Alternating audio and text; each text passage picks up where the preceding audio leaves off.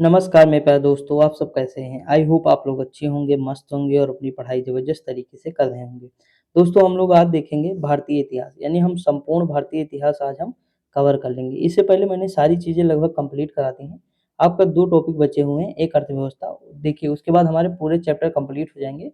फिर हमारा केवल बचेगा विविध बचेगा। दोस्तों मैंने पूरे मतलब जो है इस पूरी बुक को कंप्लीट कराया है। आप लोग प्लेलिस्ट में जाके देख सकते हैं, ठीक? तो मतलब जो है आराम से देखिएगा। देखिए अर्थव्यवस्था आज कंप्लीट हो जाएगी, उसके बाद हमारा विविध का पोर्शन बचेगा जो हम कल से देखेंगे। दोस्तों बस एक चीज़ आपसे ये है कि आप पूरी कंप्लीट वीडियो देख लीजिएगा, रिवीजन करिएगा और विविध मोस्ट इम्पोर्टेंट है तो इसे मिस मत करिएगा। तो हम शुरुआत करते हैं दोस्तों अर्थशास्त्र। देखिए यहाँ लिखा अर्थशास्त्र, जबकि ऊपर हम लिखा है भारतीय अर्थव्यवस्था। देखिए अर्थशास्त्र जो होता है पूरे विश्व का लगभग एक ही हो जाएगा, सब लोग इसे फॉलो करेंगे।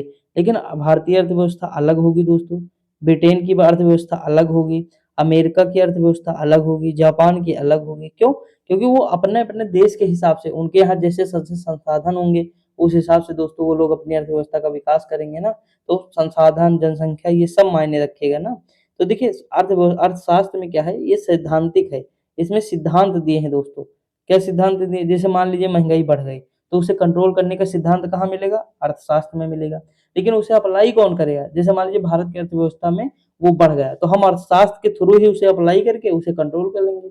समझे कि नहीं? तो यानी इसका सैद्धांतिक रूप कहाँ है? अर्थशास्त्र में है, लेकिन इसका व्यावहारिक रूप यानी इसे अप्लाई कहाँ करेंगे? तो अर्थव्यवस्था में, जैसे भारतीय अर्थव्यवस्था। तो हमारे संदर्भ में भारतीय अर्थव्यवस्था इम्पोर्टेंट, तो हम भारत की अर्थव्यवस्था पढ़ेंगे।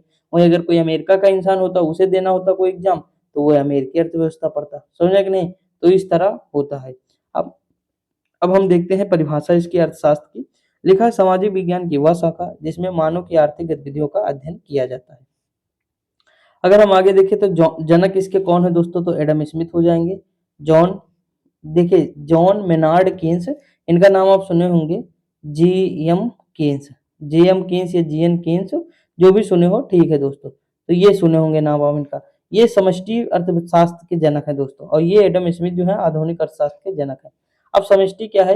जब हम किसी संपूर्ण अर्थव्यवस्था का अध्ययन करते हैं तो वो समष्टि कहलाता है। लेकिन जब हम किसी मतलब कोई क्षेत्र होगा या मतलब कोई सेक्टर होगा, उसमें जब हम एक इकाई का अध्ययन करते हैं तो हमारा व्यष्टि कहलाता है। दो प्रकार की अर्थव्यवस्था, समष्टि होता है जिसे माइक्रो कहते हैं, और व्यष्टि होता है, सॉरी, व्यष्टि होता है जिसे माइक्रो, और समष्टि माइक्रो। तो ये याद रखेंगे थोड़ा, क्योंकि पूछ लेता कभी कभी। तो दोस्तों देखिए अगर हम अर्थव्यवस्था की एक इकाई का अध्ययन करेंगे तो वो क्या कहलाएगा? व्यष्टि अर्थशास्त्र कहलाएगा। लेकिन अगर हम संपूर्ण अर्थव्यवस्था का अध्ययन करेंगे तो वो समष्टि अर्थशास्त्र कहलाएगा। क्या? समष्टि अर्थशास्त्र। समझे कि नहीं? तो दोनों चीज याद रखेंगे। एडम स्मिथ की प्रसिद्ध पुस्तक कौन है दोस्तों? तो द वेल्थ ऑफ नेशन है, 1776 ईस्वी में प्रकाशित हुई थी। देखिए अगर अर्थशास्त्र दोस्तों दोनों इंपॉर्टेंट है, सन भी इंपॉर्टेंट है और ये भी इंपॉर्टेंट है। अब देखिए अर्थशास्त्र के क्षेत्र आप जानते होंगे दोस्तों, सेक्टर जिसे कहते हैं, इकोनॉमिक सेक्टर। तो देखिए प्राथमिक सेक्टर हमेशा जो है किससे जुड़ा होगा? तो प्रकृति से जुड़ा होगा। और दूसरा सेक्टर जो है औद्योगिक कार्यों से जुड़ा होगा, तीसरा सेवाओं से जुड़ा होगा, चौथा जो है शिक्षा, खोज, अनुसंधान से जुड़ा होगा, और पंचम अधिकारी जो होंगे, वरिष्ठ कानूनी सलाहकार, ये सब होंगे। देख लेते हैं दोस्तों प्राथमिक सेक्टर क्या है। तो इसमें क्या है? प्राकृतिक संसाधनों के दोहन से जुड़ी समस्त गतिविधियां, जैसे कृषि, पशुपालन, मत्स्य पालन, खनन, उत्खनन, ये सारी चीजें हो जाएंगी। अब इसमें कुछ बताने जैसा है ही नहीं दोस्तों, बिल्कुल इजी है। द्वितीय क्या हो गया? औद्योगिक गतिविधियां, जैसे विनिर्माण, निर्माण, गैस, विद्युत आपूर्ति। अन्य नाम इसका क्या है? औद्योगिक क्षेत्र भी हम कह सकते हैं। अगला तृतीय में सेवाएं हो जाएंगी, जैसे बीमा, बैंकिंग, रियल एस्टेट, परिवहन, संचार, ये सब हो जाएंगे, जिसे हम सेवा क्षेत्र भी कह सकते हैं, इसका नाम है। चतुर्थ में शिक्षा, खोज, अनुसंधान आ जाएगा दोस्तों।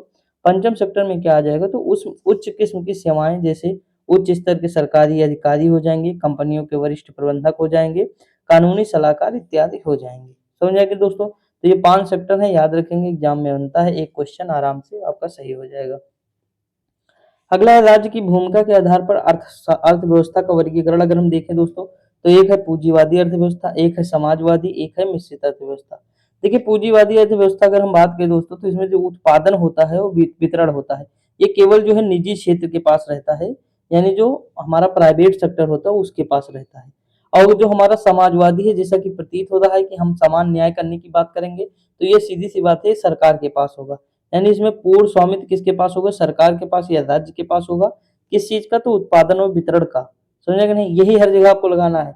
और मिश्रित अर्थव्यवस्था में क्या होगा? तो जैसा कि नाम से ही पता है, इन दोनों का मिश्रण है दोस्तों। देखिए ये क्या था, रसिया था, ठीक, समाजवादी क्या था, रसिया था, और ये क्या था, तो यूएसए था। हमारा देश आजाद हुआ था दोस्तों 1947 में। तो हमारे पास विजन नहीं था, मतलब हमारे पास विजन ये था कि मतलब हम किसे चूज करें। हमारे पास एक समस्या थी, अगर हम यूएसए की तरफ जा रहे हैं तो रसिया रूठ जाएगा हमसे, अगर हम रसिया की तरफ जा रहे हैं तो यूएसए रूठ जाएगा, समझे कि नहीं। और हमें चाहिए मतलब दोनों लोग चाहिए, समझे कि नहीं। भाई पूरे विश्व स्तर पे हमें क्या किसी से दुश्मनी थोड़ो करनी है, समझे कि नहीं। तो ये चीज है, तो हमने क्या किया, ना ये रूठ है ना ये रूठ है, हम दोनों का मिश्रण कर लिए, समझे कि नहीं। यानी हम इनका भी कुछ पार्ट ले लिए, इनका भी कुछ पार्ट ले लिए, तो दोनों का। इसलिए आज आप देखते होंगे कि जैसे भारत में जो प्राइवेट सेक्टर है, जैसे टाटा ग्रुप है, अडानी है, अंबानी है, ये रिलायंस वगैरह के ग्रुप है, ये भी हैं साथ में। लेकिन सरकार की भी अपनी योजनाएं हैं, सरकार का भी अपना क्षेत्र है, सरकार की भी बहुत सारी चीजें अपनी है, रेलवे, बिजली, ये सब मैक्सिमम सरकार की है ना। तो कुछ चीजें होंगी जो मतलब इनकी सबकी होंगी, अडानी अंबानी और टाटा की, समझ आया कि नहीं। तो ये सारी चीजें होती हैं, इसीलिए हमारा ये मिश्रण हो जाएगा भारत। अब देखिए यहाँ है क्या, इसमें राज्य का हो जाएगा, मैंने बताया। अब जैसे इसमें क्यूबा भी हो जाएगा, उत्तरी कोरिया की अर्थव्यवस्था हो जाएगी, और साथ में रूस लगा लीजिएगा। इसमें कौन हो जाएगा, तो इसमें जो स्वामित्व होगा निजी क्षेत्र में होगा दोस्तों, इसमें अमेरिका हो जाएगा, ब्रिटेन हो जाएगा। अब देखिए मिश्रित अर्थव्यवस्था की अगर हम बात करें दोस्तों, तो मिश्रित अर्थव्यवस्था दोनों का हो जाए, जैसे पूंजीवादी और समाजवादी दोनों अर्थव्यवस्थाओं की विशेषता मौजूद होगी, जैसे भारत की अर्थव्यवस्था, समझे कि नहीं। अब हम देखते हैं इधर दो शब्द है दोस्तों, एक है आर्थिक संवर्धन, एक है आर्थिक विकास। इसे कहते हैं इकोनॉमिक ग्रोथ, क्या कहते हैं, इकोनॉमिक ग्रोथ, इकोनॉमिक जो है इसे ग्रोथ कहते हैं दोस्तों। और इसे क्या कहते हैं, इसे इकोनॉमिक डेवलपमेंट कहते हैं, डी लिख दे रहा हूँ, डेवलपमेंट कहते हैं, ठीक। ये डेवलपमेंट है दोस्तों, और ये ग्रोथ है, क्या है, ग्रोथ। दोस्तों देखिए ग्रोथ में क्या होता है और डेवलपमेंट में क्या होता है, इसमें केवल मात्रात्मक वृद्धि होती है। मतलब इसमें क्या हो, मात्रा बढ़ती है केवल। जैसे अब मैं आपको बता दूं, जैसे मान लीजिए कोई लड़का है, ठीक, वो जन्म लेता है, जन्म लेने के बाद उसे देखोगे आप, केवल वो बढ़ता चला जाए लंबा लंबा। मान लीजिए वो 8 फुट का हो गया, मान के चलिएगा 8 फुट का हो गया, फीट होता है दोस्तों, डबल ई टी, फीट होगा, 8 फीट का होगा, ठीक, यानी 8 फीट का होगा। लेकिन उसके मतलब हड्डी उसकी सारी दिख रही हैं, वो मतलब बहुत दुबला पतला, अगर हवा चले तो उड़ जाए उसी के साथ में, ठीक। तो उसका क्या हुआ है, वो सिर्फ उसका ग्रोथ हुआ है दोस्तों, बाकी विकास उसका नहीं हुआ है, बात को समझिएगा। उसका विकास हुआ नहीं हुआ। लेकिन वही कोई छोटा सा बच्चा है दोस्तों, 6 फुट का है, मान लीजिए 6 नहीं 8 फुट का, मान लीजिए कि 8 फीट का बच्चा है, लेकिन उसकी केवल हाइट ही नहीं बढ़ी है, उसकी भुजाएं जो है वो भी मोटी है, ताजी ताजी हैं, शरीर भी अच्छा खासा हष्ट पुष्ट है, फुर्तीला है, बीमारी कोई लगी नहीं, कुछ भी नहीं, तो उसे हम कहेंगे डेवलपमेंट, यानी उसका विकास भी है साथ साथ। मतलब ये मात्रात्मक विकास तो है ही, मतलब उसकी ग्रोथ तो है ही, साथ में उसका विकास भी है। तो अब देखिए हम यहाँ रिलेट कर रहे हैं, किसी अर्थव्यवस्था में वस्तुओं एवं सेवाओं के उत्पादन में वृद्धि को आर्थिक संवर्धन कहते हैं। अगर वस्तुओं और सेवाओं में केवल वृद्धि हो रही है दोस्तों, तो हम उसे क्या कहते हैं, आर्थिक संवर्धन कहते हैं। भले ही देश का आदमी मतलब जो है आधी से ज्यादा जनसंख्या गरीब हो, इससे उन्हें कोई लेना देना नहीं इस वाली कंडीशन में, समझे कि नहीं। लेकिन इसमें क्या है, ये केवल मात्रात्मक होता है, जैसे जीडीपी, जीएनपी, प्रति व्यक्ति आय। दोस्तों अपने देश की प्रति व्यक्ति आय मैं कहता हूँ कि 2 लाख नहीं 2 करोड़ हो जाए महीने, ठीक। लेकिन वर्तमान में मतलब प्रति व्यक्ति आय की मैं बात कर रहा हूँ कि 2 करोड़ रुपए हो जाए सालाना, अगर मान लीजिए कि वार्षिक हो गया, प्रति व्यक्ति आय की बात कर रहा हूँ। लेकिन क्या हमारे लोगों के पास 2 करोड़ है प्रति व्यक्ति आय, केवल वो निकला है ना। तो वो जो बड़े बड़े अधिकारी होंगे, 10% इंसान ऊपर के होंगे, उन्हीं के पास तो ये पैसा होगा, तो उससे हमारी तो स्थिति ना सुधार होगी, केवल उन्हीं लोगों की स्थिति सुधार होगी। लेकिन देखने में क्या लगेगा कि प्रति व्यक्ति आय हमारी बढ़ चुकी है, जीडीपी हमारी ग्रोथ हो चुकी है, जबकि 90% 60% जनसंख्या गरीबी रेखा के नीचे रहेगी, और जो है 40% जनसंख्या ऊपर रहेगी। और यही 40% को देखकर हम आंकड़ा बना देते हैं और 60% को भी उसी में शामिल कर देते हैं। तो लोगों को लगता है प्रति व्यक्ति आय बढ़ गई, जीडीपी बढ़ गई, तो इससे जो है भारत की गरीबी या मतलब हमारे देश का मतलब जो है विकास हो चुका है। नहीं दोस्तों, ऐसा नहीं होता है। यह आर्थिक संवर्धन केवल मात्रात्मक वृद्धि दिखाता है, केवल एक तरफ ले जाता है बस, केवल तो आपको दिखाएगा कि ऐसा विकास हो रहा है। जैसे देश में वर्तमान में क्या लगेगा आपको कि बहुत तेजी से भारत ग्रो कर रहा है, बहुत तेजी से आगे जा रहा है, लेकिन दोस्तों रियल में क्या है, आपको ये मात्रात्मक ही नजर आएगा। जीडीपी बढ़ रही तो इसका क्या मतलब है, केवल ये मात्रात्मक विकास हो रहा है। लेकिन क्या लोगों के जीवन स्तर में सुधार हो रहा है, नहीं हो रहा है दोस्तों। आप देखेंगे कहीं ना कहीं वो डिप्रेशन के शिकार हैं, तो कहीं ना कहीं उनको गरीबी मार डाले, बेरोजगारी मार डाल रही, तो कई सारे। तो ये केवल मात्रात्मक वृद्धि है, समझे कि नहीं। अब देखिए यहाँ डेवलपमेंट में क्या बात करता, आर्थिक विकास में क्या कहता। आर्थिक विकास लोगों के जीवन की आर्थिक, सामाजिक, सांस्कृतिक, मतलब ये सबकी बात करता है, गुणात्मक तथा मात्रात्मक परिवर्तन होता है। इसमें क्या होता है पूरा परिवर्तन। जैसे देखिए ये मानव विकास सूचकांक, आप बताइए हमारे देश का क्या बहुत अच्छा है क्या मानव विकास सूचकांक? ह्यूमन डेवलप इंडेक्स बहुत अच्छा है हमारे यहाँ? नहीं है दोस्तों। क्यों? क्योंकि रीजन ये है क्योंकि हमारे यहाँ ये थोड़ा विकास है, इसका विकास ज्यादा नहीं है, विकास इसका ज्यादा है, समझ रहे हैं? तो ये हमेशा ज्यादा लगेगा आपको, लेकिन ये हमेशा कम नजर आएगा। हर अर्थव्यवस्था की मैं बात कर रहा हूँ, समझ रहे हैं कि नहीं? तो ये चीज समझ के चलिएगा, इसलिए इतना टाइम लिया हूँ। देखिए यहाँ लिखा है जीवन की भौतिक गुणवत्ता सूचकांक आदि, तो ये सब किस में आ जाएगा? ये डेवलपमेंट में आ जाएगा। क्योंकि देखिए एसडीआई जब होगा तो भाई इसमें शिक्षा भी देखेंगे, लोगों का जीवन स्तर कैसा है हमें ये भी देखना है। तो ये सब चीजें जब हम देखेंगे, प्रति व्यक्ति आय कैसी है लोगों की, ये सब भी हम देखेंगे, तो उसमें देखेंगे कहीं ना कहीं कि उसमें गड़बड़ी नजर आ रही होगी। न शिक्षा का स्तर बहुत बेहतर हो पाया होगा, जीवन स्तर बहुत अच्छा ना होगा, तो हमारा मतलब ये विकास कम है, लेकिन ये विकास हमारा ज्यादा है। समझ में आया कि नहीं दोस्तों? तो ये चीज होता है, ये लिए दो शब्द हैं अलग अलग, मैंने समझाने की कोशिश की। आई होप आपको समझ में आ गया होगा। अब देखिए मानव विकास सूचकांक एक नंबर ले जाइए, मोस्ट इंपोर्टेंट है ये। मतलब इसके प्रतिपादक कौन है? तो अबुल महबूब उल हक है, पाकिस्तानी अर्थशास्त्री हैं।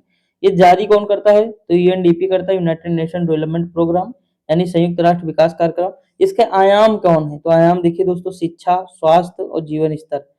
शिक्षा है, स्वास्थ्य है, जीवन स्तर है, तीन आयाम है इसके दोस्तों। अगर हम संकेत की बात करें तो देखिए जन्म के समय जीवन प्रत्याशा की बात करेगा, स्कूल अवधि के अनुमान वर्ष होगा, स्कूल अवधि के औसत वर्ष होगा, प्रति व्यक्ति सकल राष्ट्रीय आय। तो ये इसके संकेत है। सर्वप्रथम जारी 1990 में हुआ था। अगर हम बात करें 2021-22 में तो कुल देश 191 में शामिल हुए थे। भारत का स्कोर 132 है दोस्तों, 131 132 ऐसे ही रहता है भारत का स्कोर। ठीक, देख लीजिएगा वर्तमान हिसाब से इसे मेंटेन कर लीजिएगा। मैं अभी जब मैं करंट कराऊंगा ना, एडिटोरियल की करा ही रहा था तो शाम को डेली अब कराऊंगा, तो उसमें मैं आपको ये सारी चीजें कवर करा दूंगा। समझे कि नहीं? तो ये टेंशन न लीजिए, इसे छोड़ दिया। अंतिम में सूडान था, पहले स्विट्जरलैंड। ये लगभग यही रहता है देश ऊपर। ठीक दोस्तों, अब हम आगे बढ़ जाएं, कुछ चीजें देखते हैं मोस्ट इंपोर्टेंट। ले जाओ एक दो नंबर और, एक नंबर यहाँ से ले जाओ। मुझे तो ये सब नोट करना है दोस्तों, क्योंकि पंचवर्षीय योजना इतनी इंपॉर्टेंट है कि मैं बता नहीं सकता। देखिए लिखा है कि क्या लिखा है यहाँ, देखिए भारत में नियोजन का इतिहास, यानी प्लानिंग, प्लानिंग का इतिहास क्या? भारत नियोजन के पिता कौन है? तो एम विश्वेश्वरैया है दोस्तों। अपनी पुस्तक प्लान्ड इकोनॉमी फॉर इंडिया में 10 वर्षीय योजना प्रस्तुत की इन्होंने। अब देखिए इसकी समिति, मतलब राष्ट्रीय नियोजन की समिति तो गठन हुआ 1938 में, गठनकर्ता थे सुभाष चंद्र बोस जी थे, अध्यक्ष जवाहरलाल नेहरू जी थे। कितना इंपॉर्टेंट कंटेंट है दोस्तों, खुद देखिएगा। बॉम्बे प्लान की अगर हम बात करें, वर्ष 1944 का है। प्रस्तुतकर्ता कौन है? जीडी बिरला है, जीआरडी टाटा है, कस्तूरी भाई हैं तथा लाल भाई आदि उद्योगपति हैं। पूछा गया क्वेश्चन है बॉम्बे प्लान कब आया? तो 1914 का है, सॉरी 1944 का है। ठीक, कौन कौन शामिल है याद रखेंगे। अब देखिए गांधीवादी योजना की बात करें तो प्रस्तुत वर्ष 1944 का था। प्रस्तुतकर्ता कौन थे? श्रीमन नारायण थे। कौन थे? श्रीमन नारायण थे। अगर हम बात करें जनवादी, तो ये प्रस्तुत वर्ष कौन था? 1945 था। प्रस्तुतकर्ता कौन थे? एम एन रॉय थे। कौन थे? एम एन रॉय थे दोस्तों, याद हो जाएगा। मोस्ट इंपोर्टेंट है दोस्तों। सर्वोदय योजना आई तो ये प्रस्तुत वर्ष इनका क्या था? 1950 था। प्रस्तुतकर्ता कौन थे? जयप्रकाश नारायण थे दोस्तों। अगर हम यहाँ बात करें दोस्तों, तो राष्ट्रीय नियोजन बोर्ड की बात करें, अध्यक्ष कौन है? केसी नियोगी हैं। इसी की सिफारिश पर योजना आयोग का गठन हुआ। अब देखिए बस ये मोस्ट इंपोर्टेंट है। गठन मतलब इसका जो राष्ट्रीय नियोजन बोर्ड था, इसका गठन कब हुआ था? 1946 में। तो यहाँ पे आपको नजर आया क्या? योजना प्लान, जो एक नंबर हमारा देखा जाता है दोस्तों, यहीं से एक नंबर बन सकता है। इतना इंपॉर्टेंट, अभी बीपीएससी भी होने वाले, बहुत सारे पेपर होंगे तो बन सकता है। ठीक, अब हम योजना आयोग के बारे में देखते हैं। योजना आयोग का गठन होता है 15 मार्च 1950 को होता है। गठन कौन करता है? तो मंत्रिमंडल के प्रस्ताव द्वारा। देखिए दोस्तों ये एक है संविधानेतर संस्था, यानी संविधान में इसका उल्लेख नहीं है। अगर हम भंग किया, मतलब इसे भंग किया गया योजना आयोग को, तो जब मोदी जी आए तब भंग किया गया। 2 अगस्त 2014 में भंग कर दिया गया और 1 जनवरी 2015 से नीति आयोग की स्थापना कर दी गई। प्रथम अध्यक्ष सीधी सी बात पीएम होते हैं, तो प्रथम पीएम कौन है? पंडित जवाहरलाल नेहरू जी हैं। प्रथम उपाध्यक्ष कौन थे? गुलजारी लाल नंदा थे। अंतिम उपाध्यक्ष कौन थे?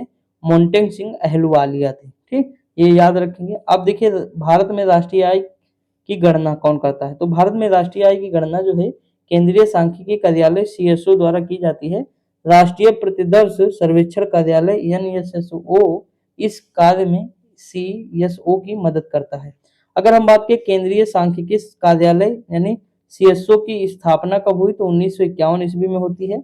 वर्ष 2019 में सीएसओ एवं एनएसएसओ का विलय करके सांख्यिकी एवं कार्यक्रम कार्यान्वयन मंत्रालय के अंतर्गत राष्ट्रीय सांख्यिकी कार्यालय की स्थापना की गई।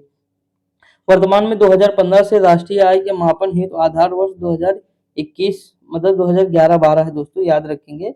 पूछ लेता है कि कब है, तो 11-12 है। और 2019 में सीएसओ और एनएसओ का विलय करके क्या बनाएगा, तो एनएसओ बनाएगा, ये याद रखेंगे दोस्तों आप। लिखा है भारत में राष्ट्रीय आय सर्वप्रथम अनुमान किसने लगाया, दादा भाई नौरोजी ने बनाया 1859, ठीक, सॉरी 1868 ईस्वी में लगाया था। अगर हम बात करें भारत में राष्ट्रीय आय की गणना 3 विधियां से की जाती है। एक है उत्पादन विधि, इसमें क्या होता है, समस्त संसाधनों द्वारा कुल अंतिम उत्पादन होता है। आय विधि में समस्त संसाधनों द्वारा कुल अर्जित आय होता है, और व्यय विधि में समस्त उपभोग व्ययों का योग होता है। तो ये याद रखेंगे, 3 विधियां हैं। पूछ लेता है निम्नलिखित में से कौन सी विधि नहीं है, निम्नलिखित में से कौन सी विधि है, तो कंफ्यूज ना होना, ठीक, इंपॉर्टेंट है दोस्तों, याद रख लेंगे। अब देखिए पंचवर्षीय योजना के बारे में कुछ देख लेते हैं। भारत में पंचवर्षीय योजनाओं का संक्षिप्त विवरण। पहली पंचवर्षीय योजना होती है 1951 से 56 में होती है, हेराल्ड डोगल मॉडल पे आधारित है दोस्तों। देखिए यहाँ पे है लक्ष्य हमने रखा 2.1, लेकिन प्राप्ति कितनी हुई 3.6, तो मतलब इसमें प्रमुख उद्देश्य क्या था, कृषि था हमारा। दूसरे में देखिए उद्योग था, भारी उद्योग था। तीसरे में कृषि एवं उद्योग हमने दोनों शामिल किया। अब देखिए दूसरी में क्या था, 56 से 61 था, इसमें थोड़ा सी गिरावट हुई है। और यहाँ देखिए 63 में क्या था, तीसरी मतलब पंचवर्षीय 1961 से 62 में, तो पाकिस्तान युद्ध हो जाता है 62 में। उसके बाद देखिए ये बहुत ज्यादा फ्लॉप थी दोस्तों, कृषि एवं उद्योग। उसके बाद फिर अवकाश काल आ जाता है, 66 से 69 के बीच में हो जाता है, ठीक, याद रखेंगे, पूछ लेता है। फिर दोस्तों चौथी पंचवर्षीय योजना 1969 से 74 के बीच आती है। इसमें भी दोस्तों बहुत ज्यादा विकास नहीं हुआ, लेकिन ठीक था। स्थिरता के साथ विकास एवं आत्मनिर्भरता की प्राप्ति की हमने बात कही। पांचवी क्या होता है, पांचवी अर्थव्यवस्था 74 से 78 रहता है दोस्तों। एक साल कम क्यों रहते, क्योंकि मोरारजी देसाई की सरकार आ जाती है जो बीजेपी से संबंधित थे, तो वो इसे समाप्त करके रोलिंग प्लान लाते हैं। तो देखिए यहाँ पे अगर आपको दिखेगा दोस्तों, देखिए पांचवी में क्या था, गरीबी उन्मूलन और आत्मनिर्भरता की प्राप्ति थी इसका उद्देश्य। और यहाँ देखिए रोलिंग प्लान आ जाता है इसके बाद, यानी अनवरत योजना, तो रोलिंग प्लान इसे कहते हैं। ये कब रहता है, तो 78 से 1978 से लाया गया था 83 के लिए, लेकिन 80 मतलब 80 में इनकी सरकार गिर जाती है। उसके बाद ये समाप्त हो जाता है दोस्तों, समझे कि नहीं। अब देखेंगे छठी पंचवर्षीय योजना 80 से 84 थी। इसमें क्या था, तो गरीबी उन्मूलन एवं रोजगार में वृद्धि की बात कही गई थी। देखिए सातवीं पंचवर्षीय योजना जो आती है, तो इसमें विकास एवं आधुनिकीकरण, आत्मनिर्भरता एवं सामाजिक न्याय की बात करता है। उसके बाद 90-91 में हमारे यहाँ क्या आया, तो वो पड़ गया, क्या पड़ा था दोस्तों, मतलब एलपीजी आया था हमारे यहाँ, जो है पैसे की कमी हो गई थी, तो मतलब विदेशी भंडार मुद्रा की कमी थी, और जो है मंदी शायद चल रही थी, ऐसे कुछ था दोस्तों।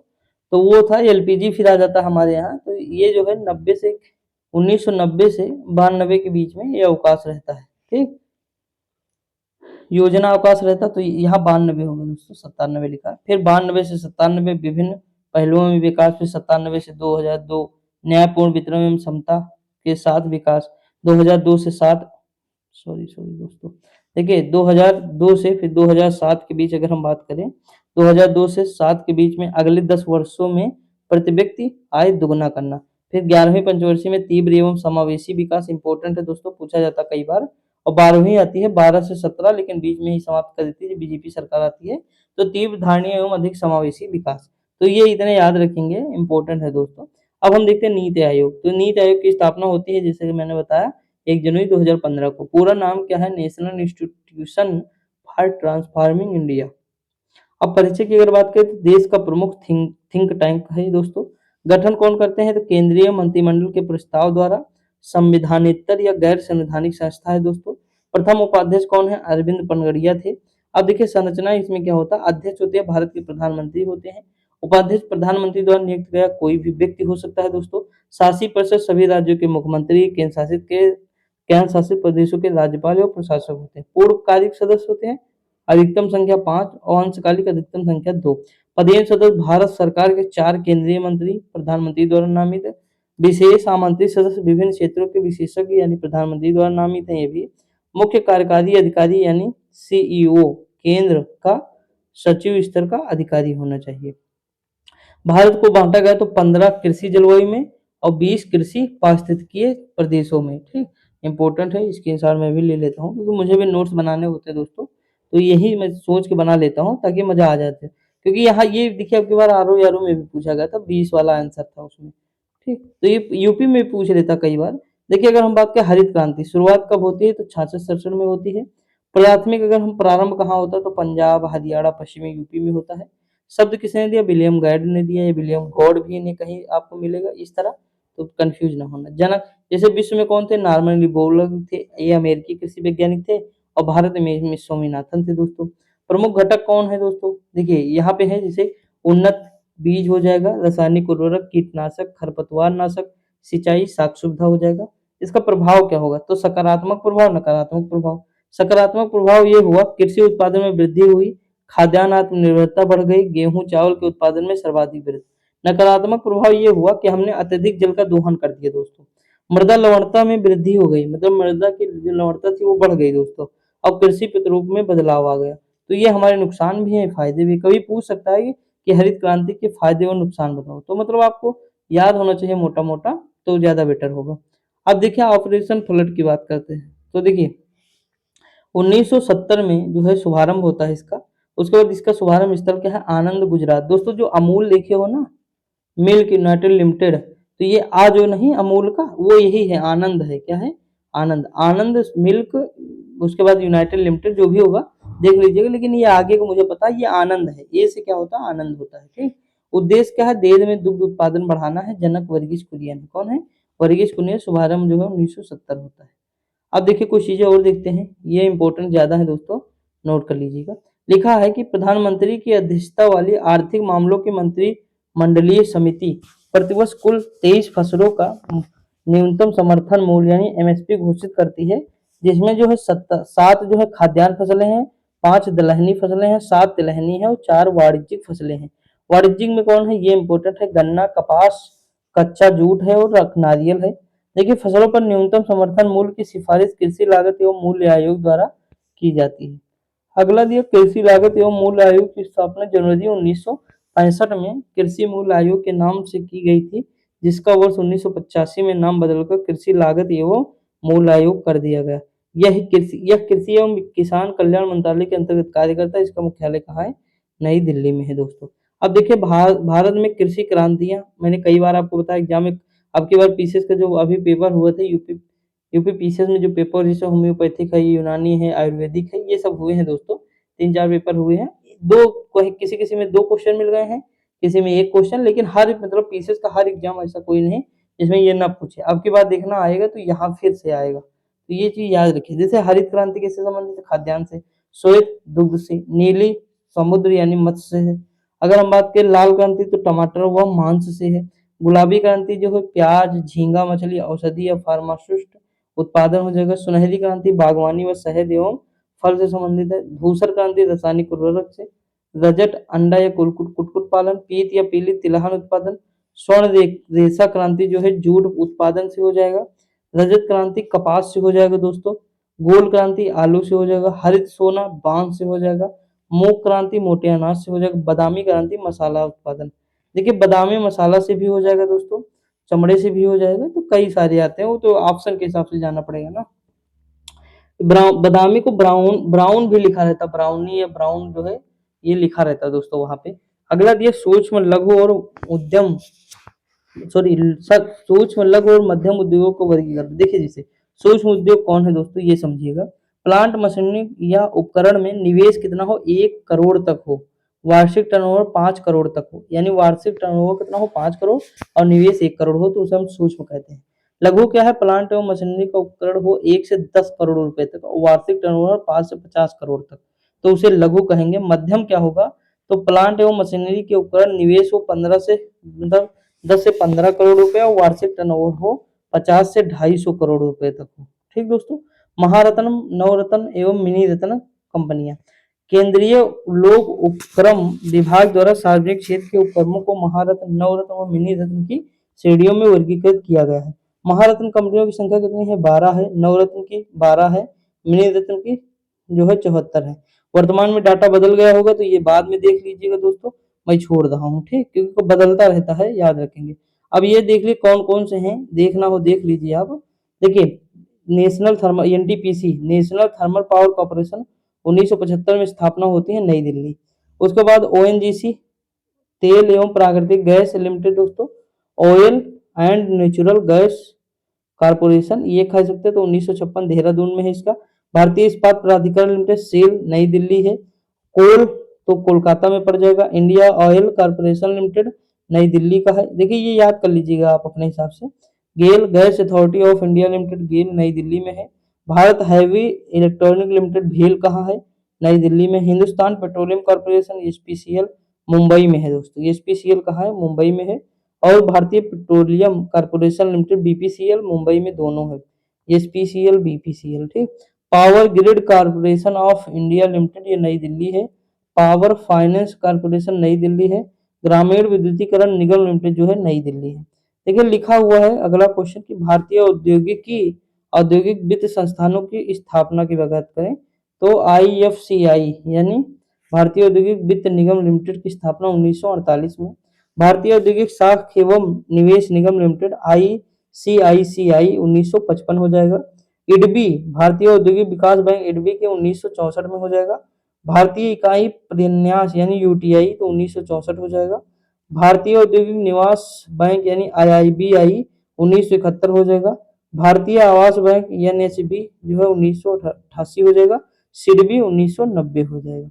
अगर हम आगे बात करें देखिए फेमा और फेरा मैंने अभी 2 दिन पहले 3 आपको मतलब सारे वो एक्ट याद कराए थे, उसमें मैंने ये कराया भी था कि फेरा जो है 73 का है और फेमा जो है 1999 का है। ठीक, ये रेगुलेट करता है यानी विनियमन और ये मैनेजमेंट यानी प्रबंधन, बस अंतर केवल यही है। फॉरेन एक्सचेंज रेगुलेट रेगुलेटिंग या रेगुलेट एक्ट और ये हो जाएगा मैनेजमेंट एक्ट। ठीक है दोस्तों। अब देखिए यहाँ पे लिखा महत्वपूर्ण तथ्य इंपॉर्टेंट है सच में, 1-2 नंबर दे सकता है, 1 नंबर तो 100% आ सकता है दोस्तों। देखिए यहाँ पे क्या है, विदेशी मुद्रा विनिमय मतलब फेरा 1973 का है, 1 जनवरी 1974 से लागू होता है। फेमा कब का है? 1999 का है, 1 जून 2000 में लागू होता है। भारत में विशेष आर्थिक क्षेत्र की पहली नीति जो है 1 अप्रैल 2000 से लागू होती है। ठीक, पेट में आया क्वेश्चन है दोस्तों फेमा वाला। अगला, भारत में एशिया का पहला निर्यात प्रसंस्करण क्षेत्र जो है 1965 में गुजरात के कांगला में स्थापित किया गया है। कांडला बंदरगाह कहाँ है? गुजरात में है।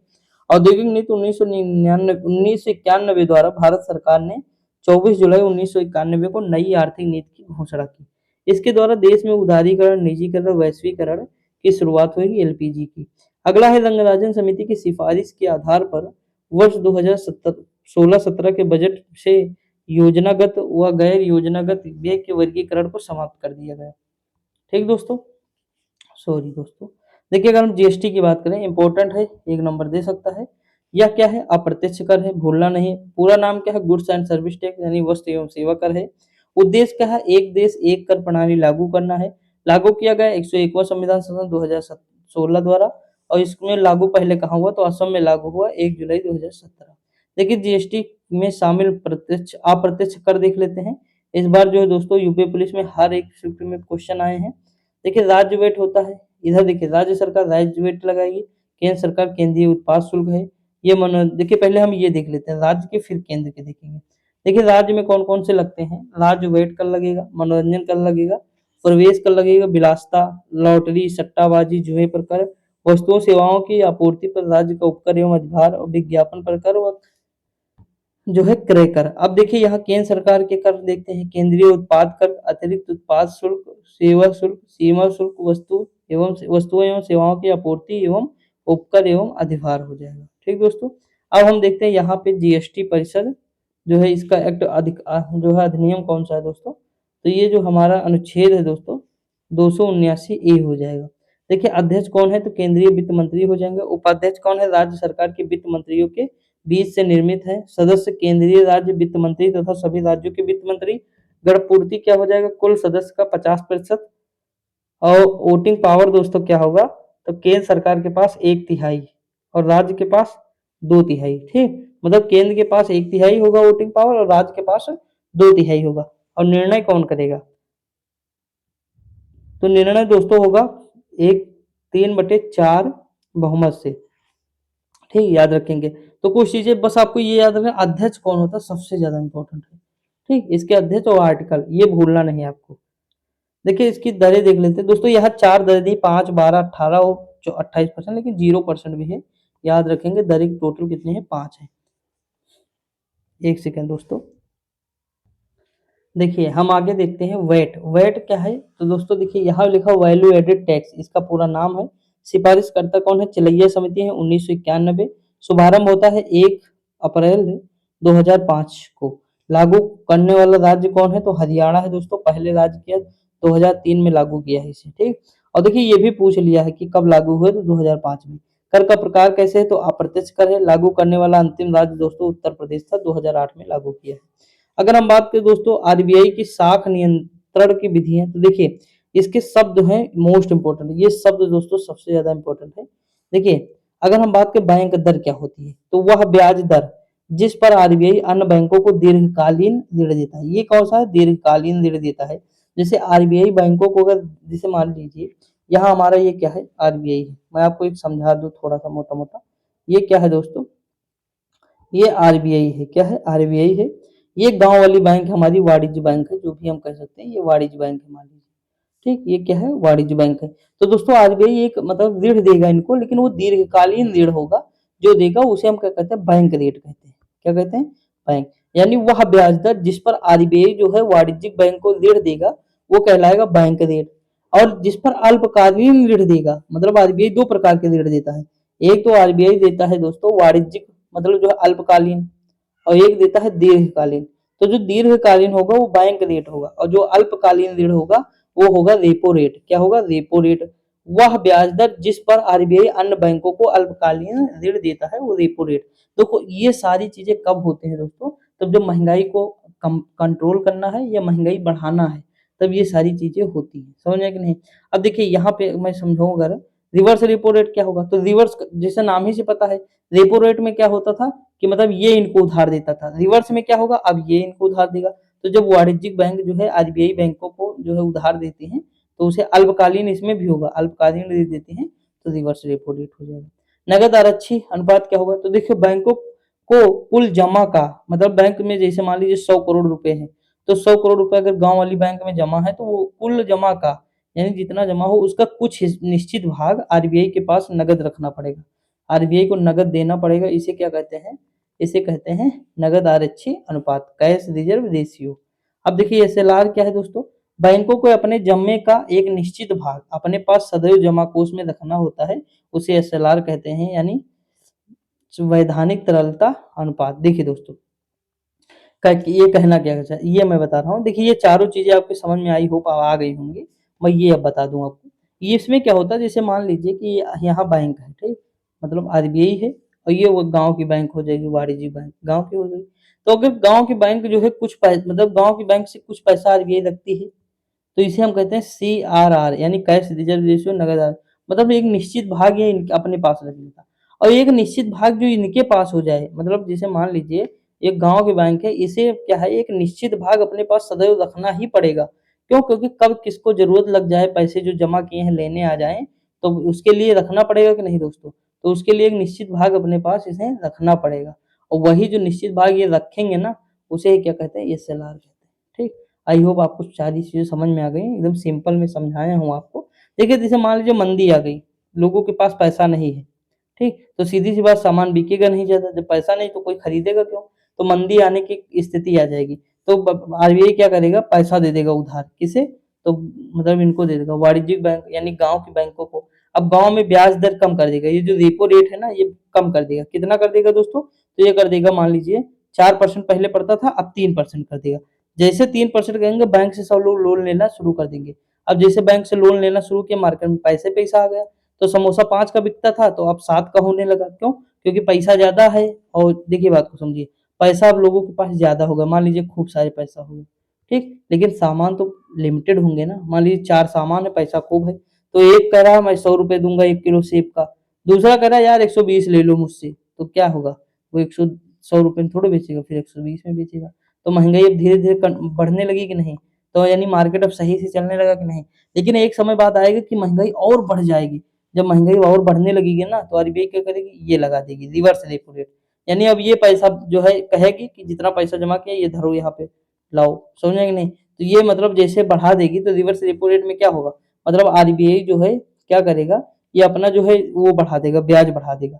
जैसे ब्याज बढ़ाएगा ये पैसा लेना बंद कर देंगे, ये फिर जमा करना शुरू कर देंगे, समझे कि नहीं? तो सारा पैसा भाई अभी सीधी सी बात है, अगर सोचिए जैसे मान लीजिए कोई कर्जा लिया है, ठीक, लेकिन अगर ये बैंक जब पैसा बढ़ा देगा, अपना जो है रेट बढ़ा दे कि हम 4% पे दिए थे, अब हम 8% करने जा रहे हैं, मान लीजिए इतना बढ़ाएगा नहीं, बता रहा हूँ, ये 8% अगर कर देगा, तो सीधी सी बात है कि सब लोग पैसे जमा कहाँ करेंगे, बैंक में जमा करना चाहेंगे। क्यों? 8% ब्याज मिल रहा है, तो मार्केट में पैसा कम हो जाएगा थोड़ा थोड़ा, और जैसे मार्केट में पैसा कम होगा तो महंगाई जो है कंट्रोल होना शुरू हो जाएगी, समझ में आया कि नहीं? और ये जो आज जो ये इनके पास पैसा है, ये आरबीआई के पास जमा करेंगे, क्यों? क्योंकि पैसा डबल भी करना है इनको भी। तो ये सारी चीजें आप देखेंगे, छोटा सा कॉन्सेप्ट है, बहुत सारी चीजें हैं दोस्तों इसमें, बस मैंने ये इतना बताया। अब देखिए बैंक के बारे में देख लेते हैं। बैंक के महत्वपूर्ण तथ्य क्या है? तो भारत में स्थापित प्रथम बैंक कौन था? बैंक ऑफ हिंदुस्तान 1770 में कोलकाता में स्थापित हुआ। प्रेसिडेंट बैंक की अगर हम बात करें तो bank of Bengal, bank of Bombay, bank of Madras. इनका सन ऐसे ही याद करना है, 1806, 1840, 1800 जो है 43, तो ये याद रखेंगे। अब देखिए तीनों को मिलाकर 1921 में क्या किया? प्रेसिडेंसी बैंक का निर्माण कर दिया 1903। इसे इंपीरियल बैंक ऑफ इंडिया कहा जाने लगा, और इसी का नाम 1955 में क्या बदल दिए? 1 जनवरी 1955 को एसबीआई कहा गया। क्या कहा गया? इसका राष्ट्रीयकरण हो गया तो एसबीआई कहा गया, समझ में आया कि नहीं? भारत द्वारा संचालित पहला बैंक अवध कमर्शियल कब का था? तो 1881 का था। कब का था? 1881 ईस्वी का था। पूर्ण रूप से भारतीय बैंक मतलब पहला भारतीय बैंक कौन था? पंजाब नेशनल बैंक, पीएनबी था। ये 1894 ईस्वी में स्थापित होता है। आरबीआई के बारे में मोस्ट इंपोर्टेंट है, एक नंबर तो मान लीजिए 100% मिलेगा आपको। स्थापना जो है इसकी सिफारिश किसने की थी? यंग हिल्टन आयोग ने किया था। परिचय भारत का केंद्रीय बैंक है दोस्तों। स्थापना कब होती है? तो 1 अप्रैल 1935 को होती है। आरबीआई एक्ट कब का है? 1934 का है। मुख्यालय पहले कहाँ था? मतलब मुख्यालय वर्तमान में कहाँ? मुंबई में। पहले कहाँ था? कलकत्ता में। राष्ट्रीयकरण कब हुआ? 1 जनवरी 1949 को हो जाता है। म्यांमार बर्मा के केंद्रीय बैंक के रूप में कार्य कब किया दोस्तों? तो मार्च 1947 तक। पाकिस्तान के केंद्रीय बैंक के रूप में कार्य कब किया? तो 1948 तक किया दोस्तों। उसके बाद प्रथम गवर्नर कौन थे? ओसबोर्न स्मिथ थे। प्रथम भारतीय गवर्नर कौन थे? सीडी देशमुख थे। सब इंपॉर्टेंट है, ठीक। बैंकों का राष्ट्रीयकरण की अगर बात करें तो प्रधानमंत्री जो है कौन थी? तो कार्यकाल किसका था? इंदिरा गांधी जी का कार्यकाल था। पहली बार 19 जुलाई 1969 को 14 बैंकों का राष्ट्रीयकरण किया गया। दूसरी बार जो है कब किया गया? तो 1980 में। डेट आपको भूलना नहीं है, 100% याद रखना है, ठीक दोस्तों। मतलब जो है पहले में 1969 में हुआ, फिर 1980 में हुआ। देखिए 14 बैंकों का राष्ट्रीयकरण हुआ पहली बार में, और दूसरी बार में 6 बैंकों का राष्ट्रीयकरण हुआ। देखिए बंधन बैंक की स्थापना होती है 2001 में। मुख्यालय कहाँ है? कोलकाता में है दोस्तों। भारतीय महिला बैंक की अगर हम बात करें तो 2013 में स्थापना होती है 19 नवंबर, और मुख्यालय कहाँ? नई दिल्ली में है। एसबीआई में विलय कब हुआ? तो 2017 में कर दिया गया। आगे बढ़ जाते हैं, देखते हैं कुछ और चीजें। दोस्तों देखिए बैंक तो बहुत सारी हैं, सारी हमें नहीं पढ़नी है। अगर हम बात करें दोस्तों, ये सारी ना पढ़िए, नहीं आप कंफ्यूज हो जाएंगे। मैं आपको बता दूं अभी, और चलो यहाँ देखिए, ये पढ़ो आप। वर्तमान पढ़ना होगा तो मैं पीडीएफ दे दूंगा, पढ़ लीजिएगा, लेकिन दोस्तों सब नहीं इंपॉर्टेंट है, इसलिए ज्यादा मतलब फैक्ट हो जाएगा तो स्किप कर दीजिएगा, बहुत ज्यादा फैक्ट नहीं पढ़ना में। वर्तमान में सार्वजनिक बैंकों की कुल संख्या कितनी है? 12 है। सबसे बड़ा बैंक कौन सा है? एसबीआई है भारत का। और सबसे बड़ा निजी बैंक कौन है? एचडीएफसी है भारत का। ठीक। क्रेडिट कार्ड जारी करने वाला पहला भारतीय बैंक कौन है? Central bank of India. उसके बाद दोस्तों अगर हम बात करें म्यूचुअल फंड शुरू करने वाला पहला भारतीय बैंक कौन है? स्टेट एसबीआई है, यानी भारतीय स्टेट बैंक ऑफ इंडिया, भारतीय स्टेट बैंक है।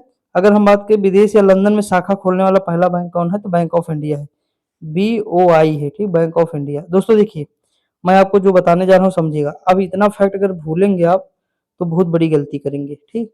ये याद करिएगा। देखिए मैं ये नहीं कहता हूँ कि सारे के सारे क्वेश्चन आप बना पाएंगे, लेकिन अगर 5 क्वेश्चन 6 क्वेश्चन इकोनॉमिक्स में आ रहे हैं जो करंट से रिलेटेड नहीं है, फैक्चुअल है, तो आप 3 से 4 क्वेश्चन आराम से बना लीजिएंगे, ठीक। सब पूरा बनाना भी नहीं है, क्योंकि 150 अगर क्वेश्चन आते हैं किसी भी एग्जाम में, 25 आते हैं तो 25 नहीं करने होते हैं, 1-2 क्वेश्चन स्किप भी करने होते हैं, तो ये समझ के चलिएगा आप, ठीक। अब देखिए यहाँ पे अगर बात करें भारतीय बैंक एवं स्थापना वर्ष, ये इंपॉर्टेंट है, थोड़ा याद कर लेंगे। जैसे आरबीआई का तो भूलना नहीं, 1 अप्रैल 1935। एसबीआई का है 1 जुलाई 1955। पंजाब नेशनल बैंक 1894 में। Baroda BOB, bank of Baroda, ये 1908 का है। मिलान करने को आ जाएगा दोस्तों। देखिए क्षेत्रीय ग्रामीण बैंक 2 अक्टूबर 1975, 100% इंपॉर्टेंट है। नबार्ड भूलना ही नहीं है, राष्ट्रीय कृषि एवं ग्रामीण विकास कब का है बैंक ये? 12 जुलाई 1982 का है दोस्तों। यूनियन बैंक 1919 का है, यूको बैंक 1943 का है और इंडियन बैंक 1907 का है। अब देखिए आयात निर्यात बैंक ये भी पूछा गया है, 1982 का है। राष्ट्रीय आवास बैंक 1988 का है और उसके बाद आईसीआईसीआई बैंक का है स्थापना कब होता है? तो 1994 में होता है। अगला अगर हम बात करें house development finance corporation, housing development finance corporation यानी एचडीएफसी 1994 का है। एक्सिस बैंक दोस्तों कब का है?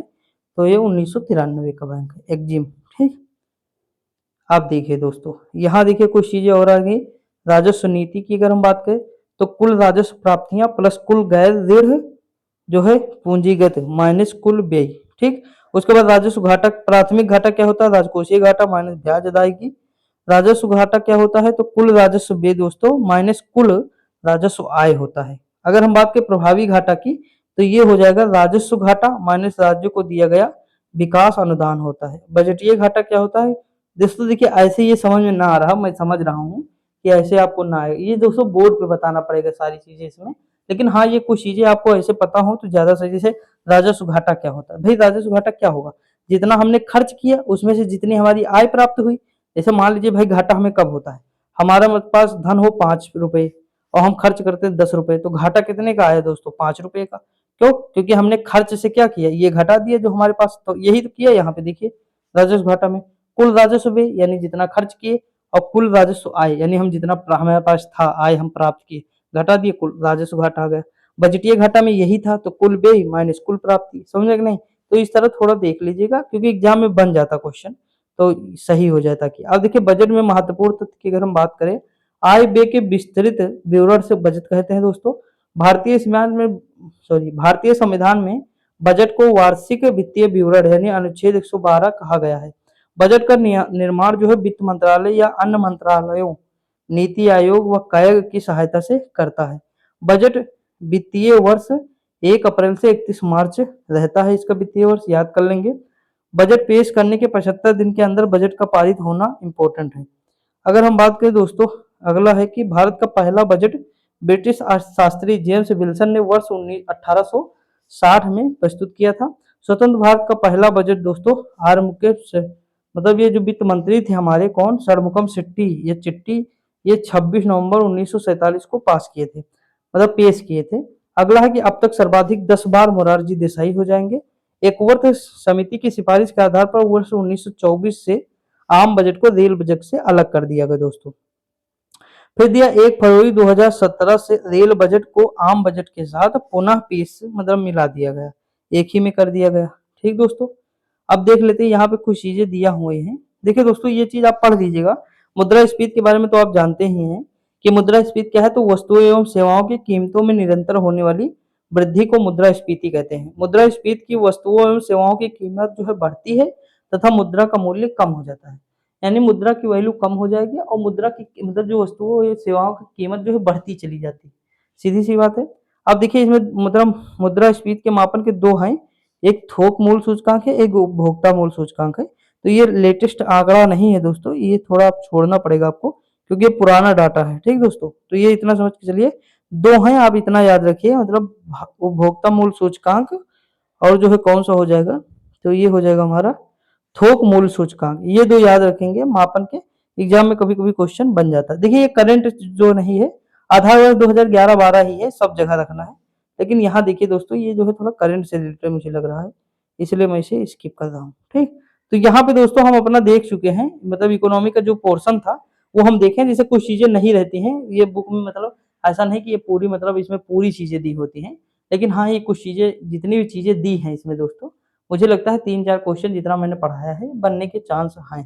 तो इतना पढ़ लीजिएगा, बाकी कोई चीज होगी तो पीडीएफ में आपको मिल जाएगी दोस्तों, तो वहां देख लीजिएंगे, आप लोग देख लीजिएगा। समझे कि नहीं दोस्तों? तो आप देखिए हम विविध स्टार्ट करेंगे दोस्तों, तो कल से आप लोग रेडी रहेंगे विविध विविध। उसके बाद फिर परसों से मैं क्या करूंगा, परसों से एक बुक कराऊंगा जिसमें पीवाईक्यू सॉल्व कराएंगे। अब तक जितने भी चाहे वो पीसीएस के पीआईक्यू हो, यूपी ट्रिपल एससी पेट के हो, जूनियर असिस्टेंट के हो, आरआरबी एनटीपीसी, मतलब जितने हैं वो बुक बहुत कारगर है दोस्तों।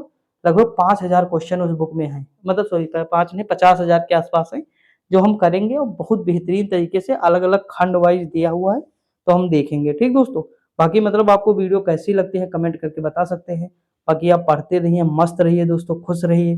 ठीक, मिलते हैं अगली वीडियो में, तब तक के लिए जय हिंद।